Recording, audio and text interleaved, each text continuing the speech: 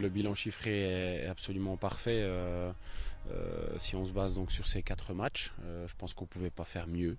Je vais dire que si on n'avait pas encaissé les 2 buts, c'était absolument extraordinaire, mais on va quand même pas exagérer. On va être humble aussi par rapport à ça, mais on a aussi le droit d'être très satisfait, le groupe, joueurs et moi ainsi que les dirigeants, de la tournure des événements depuis mon arrivée. Donc on va pas bouder notre plaisir par rapport à ça. Comme je l'ai dit dès le départ, la réceptivité des joueurs par rapport à mon discours est excellente.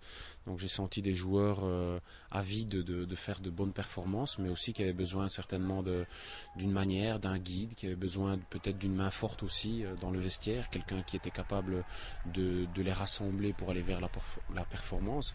On sent une certaine alchimie qui s'instaure par rapport à ça.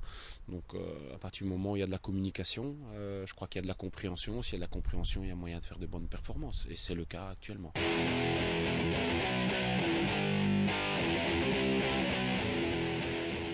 Il est évident que pour tout club de foot, quand il a toutes ses forces vives, c'est le boulot du coach. Après, moi, j'ai toujours dit, tout le monde est sur le même pied, j'ai pas de problème là-dessus. C'est clair qu'il y a de la qualité qui ne joue pas actuellement. Pas besoin de citer les noms, je crois qu'ils sont tous dedans. Donc, on sait qu'on a encore des armes à sortir. Ce sera peut-être bien de les avoir au moment où certains devront souffler. Donc, c'est comme ça qu'il faut le vivre aussi à l'intérieur du groupe. Chacun a sa place, chacun aura sa chance, chacun doit la prendre et chacun doit faire le maximum pour le club Plat-Louvière pour arriver à l'objectif avoué de la direction.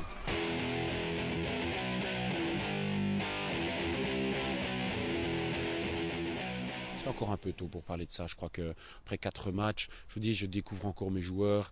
Je ne vais pas commencer à dire il me faut ci, il me faut là, parce que il y a des garçons qui n'ont pas encore joué, qui n'ont pas encore démontré leur potentiel. Je parle aussi de jeunes joueurs qui font partie du groupe et qui doivent aussi me montrer de quoi ils sont capables, mais ils n'ont pas pu le faire parce qu'ils étaient blessés ou autre chose. Donc j'attends de connaître vraiment bien mon groupe, c'est-à-dire il faut encore 3-4 matchs, on sera presque à la fin du premier tour et on a tout le temps de réagir. Mais il est évident, et ça c'est sûr et certain, qu'il n'est absolument hors de question qu'il y ait un arrivage massif de joueurs. Ça, c'est absolument pas question. S'il y a une arrivée, c'est qu'il y aura un départ. On sait jamais, aussi un joueur qui peut partir plus haut, peut-être, pourquoi pas. Et on remplacera les départs. Et si ce n'est pas le cas, on essaiera de trouver le joueur qu'il nous manque véritablement, le profil qu'il nous manque véritablement, que je ne connais pas encore.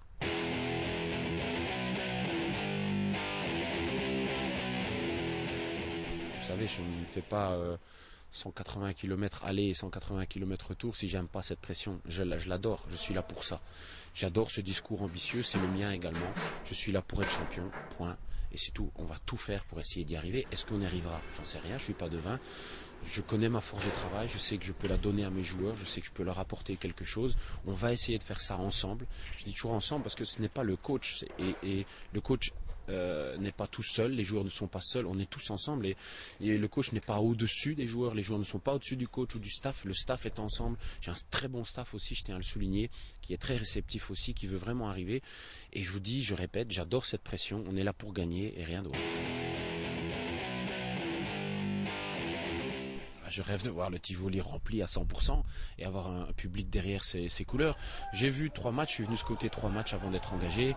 J'ai vu toujours, même si on avait 100, même si on avait 200, j'ai toujours vu des supporters derrière leur équipe en début de match qui voulaient pousser l'équipe, etc. Après, les événements ont fait que certains étaient déçus de la prestation de l'équipe, etc. Donc, ça devient difficile peut-être de rester objectif dans l'encouragement à ce moment-là, mais moi je vois un public qui est chaud, un vrai public, de connaisseurs aussi, qui a connu les belles années et qui veut revivre des belles années et on espère donner ça à notre public.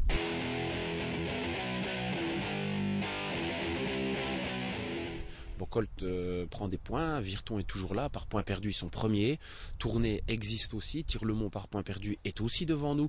Donc aujourd'hui, j'ai dit à mes joueurs, on ne peut pas regarder le classement, parce que le classement est complètement faussé. Il y a des équipes qui manquent 2 points, d'autres 3, enfin 3 points, 2 matchs, on ne sait pas calculer. Donc aujourd'hui, il faut simplement s'occuper de nous, jouer match par match. Le prochain match c'est à Maasmechelen, c'est un match très très important, qui va être, à mon avis, là on va rencontrer une adversité plus élevée, et on va voir un peu ce qu'on peut faire. Lui, chaque match sa vérité et on verra seulement à la fin. Il faut être premier à la fin. Voilà, ça c'est ma seule vérité.